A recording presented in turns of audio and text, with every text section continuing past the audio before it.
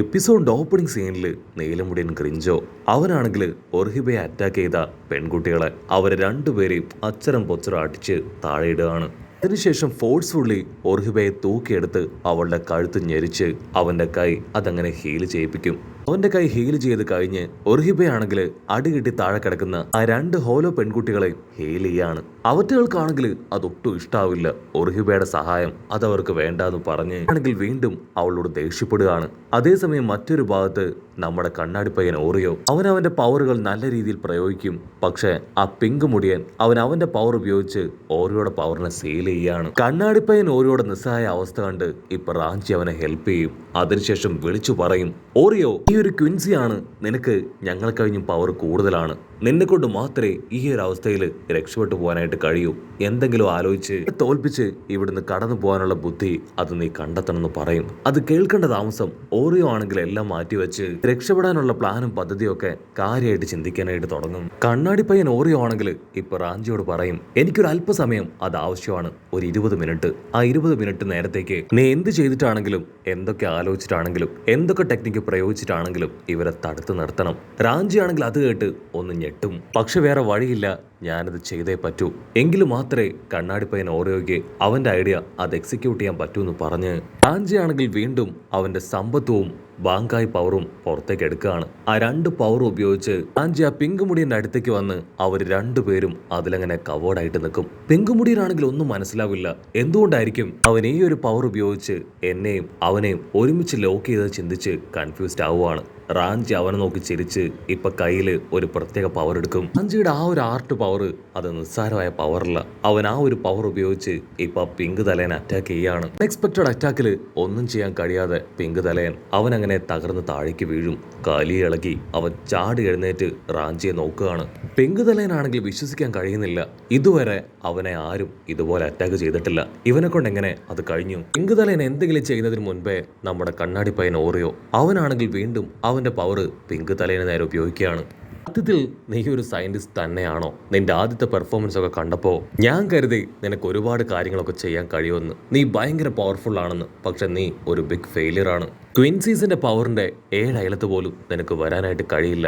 ഞങ്ങൾ നിനക്ക് തൊടാൻ പോലും പറ്റില്ല എന്ന് പറഞ്ഞ് ഒരു പ്രത്യേകതരം ട്രാപ്പ് തന്നെ അവന്റെ സ്ക്വാഡ് ഉപയോഗിച്ച് ക്രിയേറ്റ് ചെയ്യുകയാണ്. ഇത് തന്നെയാണെങ്കിൽ അവിടെ എന്താ സംഭവിക്കണമെന്ന് മനസ്സിലാവില്ല. അവൻ വണ്ടറടിച്ച് ആ ട്രാപ്പിലേക്ക് നോക്കും. അവന് മനസ്സിലാവും അത്യാവശ്യം കാര്യങ്ങൾ അവന്റെ കൈവിട്ട് പോവുകയാണെന്ന്. ക്വിൻസി അതിന്റെ ശരിക്കുള്ള പവർ കാണിച്ചുകൊണ്ടിരിക്കുകയാണെന്ന്.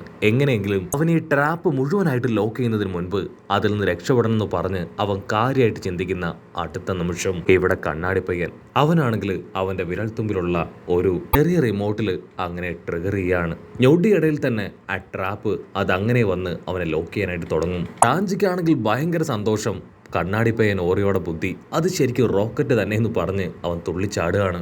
ആ പിങ്ക് തലയനാണെങ്കിൽ അവിടുന്ന് രക്ഷപ്പെടാൻ ശ്രമിക്കുന്നതിന് മുൻപ് തന്നെ വലിയൊരു ബീം പവർ അവന്റെ നേർക്ക് ആഞ്ഞടിക്കുകയാണ്. ആ ഒരു പവറിൽ ആദ്യം അവന്റെ ഡ്രസ്സും പിങ്ക് തലയും കത്തിയേരിയും. പിന്നീട് അവന്റെ ബോഡി വേദന കൊണ്ട് അവൻ ഉച്ചത്തിൽ നിലവിളിക്കും. അവന്റെ കാറ്റുപോയ സന്തോഷത്തിൽ നമ്മുടെ കണ്ണാടി പയ്യനും റാഞ്ചിയും ആ ഹോലോ ബ്രദറും അവരെല്ലാവരും സമാധാനത്തിൽ ശ്വാസമൊക്കെ വലിച്ചു വിട്ട് നിൽക്കും. പക്ഷെ അടുത്ത നിമിഷം അവർക്കൊരു വമ്പ ട്വിസ്റ്റ് കൊടുത്തുകൊണ്ട് വീണ്ടും ആ പിങ്ക് തലയൻ അവിടേക്ക് വരികയാണ്. അവന്റെ ബോഡിയിലാണെങ്കിൽ ഒരുപാട് പരിക്കുകൾ പറ്റിയിട്ടുണ്ട്. പക്ഷെ അവന്റെ ജീവൻ അത് നഷ്ടമായിട്ടില്ല. കണ്ണാടി പയ്യൻ ഓറിയോയ്ക്കാണെങ്കിൽ അത് കണ്ട് ഭയങ്കര അത്ഭുതം. എങ്ങനെ ഇവൻ ഒരു കുഴപ്പമില്ലാതെ വീണ്ടും തിരികെ വന്നു? ആ പിങ്ക് തലയനാണെങ്കിൽ ഒട്ടും വയ്യാതെ ഇപ്പൊ നമ്മുടെ ആൾക്കാർ അടുത്തേക്ക് വരും. ശരിയാണ്, നിങ്ങൾക്ക് എന്നെ തകർക്കാൻ കഴിഞ്ഞു. പക്ഷേ ഒരേ ഒരു കാര്യം നിങ്ങൾ വിട്ടുപോയി. ഞാൻ വെറും ഒരു അരങ്കാർ മാത്രമല്ല, ഒരു സയന്റിസ്റ്റ് ആണ്. ഇവിടെയുള്ള പല കാര്യങ്ങളും എൻ്റെ ടെക്നോളജിയിലൂടെ ഞാൻ സ്വന്തമായിട്ട് ഡെവലപ്പ് ചെയ്തെടുത്തതാണ്. അതുകൊണ്ട് തന്നെ എന്നെ പ്രൊട്ടക്ട് ചെയ്യാൻ എനിക്ക് നന്നായിട്ട് അറിയാം. നിങ്ങൾ എന്തൊക്കെ പവർ ഉപയോഗിച്ചാലും ഒരിക്കലും അത്ര എളുപ്പത്തിൽ എന്നെ പൂർണ്ണമായി ഇല്ലാതാക്കാൻ നിങ്ങളെ കൊണ്ട് കഴിയില്ല എന്ന് പറഞ്ഞ് അവനാണെങ്കിൽ അടുത്തുണ്ടായിരുന്ന ഒരു ഹോലോയെ പിടിച്ചു വലിച്ച് അതിനെ മുഴുവനായിട്ടും അവന്റെ ശരീരത്തിലേക്ക് അബ്സോർബ് ചെയ്തെടുക്കുകയാണ്.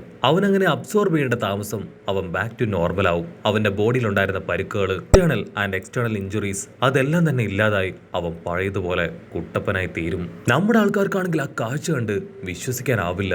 You are unbelievable. അവനെ കൊണ്ട് ഇതെങ്ങനെ സാധിച്ചു? വെറും സെക്കൻഡുകൾ കൊണ്ട് അവൻ ബാക്ക് ടു നോർമലായി മാറി. കണ്ണാടി പയ്യൻ ഓറിയോയ്ക്കാണെങ്കിൽ അത് കാണുമ്പോൾ തന്നെ മനസ്സിലാവും. അവൻ ഓൾറെഡി ആ ഹോലോസിലെല്ലാം തന്നെ ഹീലിംഗ് മെഡിസിൻസ് ഇൻജെക്ട് ചെയ്തിട്ടുണ്ട്. ഒരുപാട് പരീക്ഷണങ്ങളിലൂടെയും ഒരുപാട് പ്രോസസ്സിലൂടെയാണ് അവൻ അവറ്റകളെ എല്ലാം തന്നെ കടത്തിവിട്ടത്.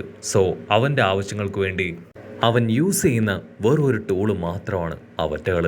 ആ പിങ്ക് മുടിയനാണെങ്കിൽ നമ്മുടെ ആൾക്കാരോട് പറയും, ഞാൻ സെക്കൻഡ് റൗണ്ടിന് പോവാണ്, തിരിച്ചു വരുമ്പോഴേക്കും നിങ്ങൾ നല്ല കുട്ടികളായി ഡ്രസ്സൊക്കെ ഊരി എൻ്റെ അടുത്ത റിസർച്ചിന് വേണ്ടി തയ്യാറായിട്ടിരിക്കണം, അല്ല എങ്കിൽ എൻ്റെ കൈകൊണ്ട് മരിക്കാൻ റെഡി ആയിട്ട് നിൽക്കണം എന്ന് പറഞ്ഞ് അവൻ അങ്ങനെ നടക്കും. നമ്മുടെ ആൾക്കാരാണെങ്കിൽ അവൻ പറയുന്നത് കേട്ട് അങ്ങനെ ഫ്രീസ് ആയിട്ട് നിൽക്കുകയാണ്. അവനെ കൊണ്ട് നമ്മുടെ ആൾക്കാർക്ക് വലിയൊരു തലവേദന തന്നെ ഉണ്ടാവുമെന്ന് അവർക്കിപ്പോൾ നന്നായിട്ട് അറിയാം. അവിടുന്ന് അങ്ങനെ സീൻ കട്ട് ചെയ്താ ഇപ്പൊ ഇച്ചിഗോയെ കാണിക്കും. ഇച്ചിഗോയ്ക്കാണെങ്കിൽ ഒരനക്കവും ഇല്ല. അവൻ അങ്ങനെ വീണ് കിടക്കുകയാണ്. ഇച്ചിഗോയ്ക്ക് അവന്റെ ജീവൻ നഷ്ടപ്പെട്ടു എന്ന് കരുതി തൊട്ടടുത്തിരുന്ന് ആ കുഞ്ഞു പെണ്ണ് അവളങ്ങനെ നിലവിളിച്ച് കരയാണ്. കാരണം ഈ ചുരുങ്ങിയ സമയം കൊണ്ട് തന്നെ നമ്മുടെ കഥാനായകൻ ഇച്ചിഗോ അവളുടെ മനസ്സിൽ ഒരു വലിയ ഇടം തന്നെ നേടിക്കഴിഞ്ഞിരിക്കുകയാണ്. അവളങ്ങനെ അവനെ നോക്കി ദയനീയമായിട്ട് കരയുമ്പോഴായിരിക്കും അവളെ ഞെട്ടിച്ചുകൊണ്ട് സാക്ഷാൽ ആ നീലമുടിയൻ ഗ്രിഞ്ചോ അവൻ അവിടേക്ക് കടന്നു വരിക. അവനെ കാണുമ്പോൾ ആ കുഞ്ഞു പെണ്ണ് ഹോലോ അവൾ ഒരു സെക്കൻഡ് പേടിച്ച് പതിയെ പുറകിലേക്ക് വലിയാണ്. കാരണം ഓൾറെഡി അവന്റെ ആൾക്കാരും അലങ്കാസും എല്ലാവരും ചേർന്നാണ് ഇച്ചിഗോയെ കൊന്നു കളഞ്ഞത്. സോ വീണ്ടും അവൻ ഇവിടേക്ക് വരുന്നെങ്കിൽ അതെന്നെ കൊല്ലാൻ തന്നെയായിരിക്കുമെന്ന് അവൾ മനസ്സിൽ ഉറപ്പിച്ച് അങ്ങനെ പേടിച്ച് വിറച്ചു നിൽക്കും. പക്ഷെ ഗ്രിഞ്ചോ ആണെങ്കിൽ അവന്റെ കയ്യിൽ ഒരു കയറില് ആരെയോ കെട്ടി വലിച്ച് അവിടേക്ക് കൊണ്ടുവന്നിരിക്കുകയാണ്. അവൻ കൊണ്ടുവന്നത് മറ്റാരെയോ അല്ല, സാക്ഷാൽ ഒറിഹിബയെ. അവളുടെ മുഖത്തും കയ്യിലും കാലിലും ഒക്കെ പ്ലാസ്റ്ററൊക്കെ ഇട്ട് അവൻ വലിഞ്ഞു മുറുകി അവിടേക്ക് കൊണ്ടുവന്നിരിക്കുകയാണ്. ഒറിഹിബയാണെങ്കിൽ ഇച്ചിഗോയെ നോക്കും. എന്റെ അവസ്ഥ കണ്ട് പേടിച്ച് അവളങ്ങനെ പൊട്ടിക്കരയാണ്. ആ നീലത്തലയനാണെങ്കിൽ ഇപ്പോൾ ഒറിഹിബയുടെ മുഖത്തും കയ്യിലും കാലിലും ഒക്കെയുള്ള ബാൻഡേജ് വലിച്ചു വരും. അതിനുശേഷം അവളോടാണെങ്കിൽ ഇപ്പോൾ ഹീറോയെ ഹെയിൽ ചെയ്യാനായിട്ട് പറയുകയാണ്. കാരണം അവനാണ് ഹീറോയോട് ഒരുപാട് പകയും വെറുപ്പും ഒക്കെ ഉള്ളത്. സോ എനിക്കിവന് ആവശ്യമുണ്ടെന്ന് പറഞ്ഞ് അവൻ ഒറിഹിബയോട് ഹീറോയെ ഹെയിൽ ചെയ്യാനായിട്ട് പറയും. ഒറിഹിബയാണെങ്കിൽ രണ്ടാമൊന്നും ആലോചിക്കില്ല. കാരണം അവൾക്കും എങ്ങനെയെങ്കിലും ഇച്ചിഗോയെ രക്ഷിക്കണം. അവളുടെ മുഴുവൻ പവറും എടുത്ത് ഇപ്പൊ ഇച്ചിഗോയെ ഹെയിൽ ചെയ്യാൻ ശ്രമിക്കുകയാണ്. അതേസമയം ആ നീലത്തലയൻ ഗ്രിഞ്ചോ ആരാണ് ഇച്ചിഗോയോട് ഇങ്ങനെ ചെയ്തതെന്നുള്ള കാര്യം അവളോട് പറയും. അവൻ ചെയ്ത ഓരോ അറ്റാക്കിനെ കുറിച്ചും വളരെ ഡീറ്റെയിൽ ആയിട്ട് അവൾക്ക് പറഞ്ഞു കൊടുക്കുകയാണ്. അത് കേൾക്കേണ്ട താമസം അവൾ നെഞ്ച് തകർന്ന് ഹീറോയെ നോക്കും. അവിടുന്ന് അങ്ങനെ സീൻ കട്ട് ചെയ്ത് ഐസന്റെ അസിസ്റ്റന്റിനെ കാണിക്കും. അവനാണെങ്കിൽ സ്ട്രെയിറ്റ് ആയി ഇപ്പോൾ ഒറിഹിബയുടെ റൂമിലേക്ക് വരികയാണ്. ആ ഒരു റൂം മുഴുവൻ തകർന്ന് കിടക്കുകയാണ്. പക്ഷെ രണ്ട് ഹോലോ പെണ്ണുങ്ങൾ അവരവിടെ തന്നെ ഉണ്ട്. അവരാണെങ്കിൽ നടന്ന എല്ലാ കാര്യങ്ങളും പറയും. ആ നീലമുടിയൻ ഗ്രിഞ്ചോ അവനാണ് ഇതെല്ലാം ചെയ്തത്. അവൻ ഞങ്ങളെ അറ്റാക്ക് ചെയ്തു. അതിനുശേഷം ഒറിഹിബയെ പിടിച്ചു വലിച്ച് ഇവിടുന്ന് കൊണ്ടുപോയി. ഒറിഹിബയുടെ ഫ്രണ്ടും നമ്മുടെ എല്ലാവരുടെയും ശത്രുവായ ആ ഇച്ചിഗോയെ അവനെ ഹീൽ ചെയ്യാനാണ് അവൻ അവളെ കൊണ്ടുപോയത്. ഐസന്റെ അസിസ്റ്റന്റ് ആണെങ്കിൽ ആ കാര്യം കേട്ട് അങ്ങനെ ഫുൾ കലിപ്പില് ഇപ്പോ ഇച്ചിഗോയുടെ അടുത്തേക്ക് വരികയാണ്. അതേസമയം ഇവിടെ ഇച്ചിഗോ അവൻ ഒറിഹിബയുടെ സഹായത്താല് മുഴുവനായിട്ടും ഹീലായി പതിയെ കണ്ണു തുറക്കും. അവൻ കണ്ണു തുറക്കുമ്പോൾ ആദ്യം തന്നെ കാണുക സാക്ഷാൽ ഐസന്റെ അസിസ്റ്റന്റിനെ ആയിരിക്കും. ഐസന്റെ അസിസ്റ്റന്റിനെ ആയിരിക്കും. അവനങ്ങനെ മുരച്ച് പല്ല് കടിച്ച് ഇച്ചിഗോയെയും ഒറിഹിബയെയും ഗ്രിഞ്ചോയെയും നോക്കും. ഇച്ചിഗോ ആണെങ്കിൽ എഴുന്നേറ്റ് വരുന്നത് കണ്ട് ബാക്കി എല്ലാവരും ഹാപ്പിയാവും. പക്ഷേ ഐസന്റെ അസിസ്റ്റന്റ് അവൻ ഫുൾ കലിപ്പില് അങ്ങനെ നിലവിളിക്കുന്നതോട് കൂടെ ഈ ഒരു എപ്പിസോഡും അവസാനിക്കുന്നു. എപ്പിസോഡ് ഇഷ്ടപ്പെടുകയാണെങ്കിൽ തീർച്ചയായിട്ടും ലൈക്ക് ചെയ്യാനും കമന്റ് ചെയ്യാനും ഷെയർ ചെയ്യാനും മറക്കല്ലേ. അടുത്തൊരു അടിപൊളി എപ്പിസോഡുമായിട്ട് കാണുന്നവരെ it's me with Mallu episode.